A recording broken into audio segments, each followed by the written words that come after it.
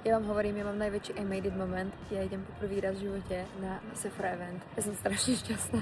Ja začnem zo Ostra a je to táto novinka od Caroliny Herrera, ktorá vonia neskutočne. Ja od nich milujem La Bombu a toto by jej mohlo konkurovať. Ak to si pamätá túto limitku od Charlotte Tilbury, tak o ňu bol taký záujem, že sa z ní stala stálica. Ja sama už som si ju objednala. Bolo to tam obrovské, každá značka tam mala svoj vlastný stánok, kde mali buď to nejaké novinky alebo bestsellery a nejaké aktivity, kde ste si vlastne mohli produkty vyskúšať, zahrať nejakú hru alebo niečo aj vyhrať. Napríklad v Benefite vás vyšetrili a dostali ste recept na tvářenku, ktorá vám najviac sedí. Sephora Collection prichádza so skvelými novinkami. Napríklad tieto metalické linky alebo očné tiene, tie vyzerajú dokonalo, ale zároveň tu majú napríklad make-up v tyčinke alebo takýto korektor, ktorý je podľa mňa úplne že skvelý na nedokonalosti. Mňa veľmi zaujali napríklad novinky od Tarte alebo nová značka, ktorú nájdete v Sephore Merit. No ale u čoho som strávila nejakú chvíľku je táto novinka od Biomy a je to vlastne zlupovacia maska, ktorú si nanesiete, 15 minút necháte pôsobiť a potom si ju len zlupnete. Boli tam napríklad aj stánky, kde ste si mohli nechať upraviť obočie, urobiť si vlasy alebo touch-up make-upu. Ja som si to extrémne užila, extrémne si vážim to, že som mohla byť súčasťou a ešte raz ďakujem Sephora.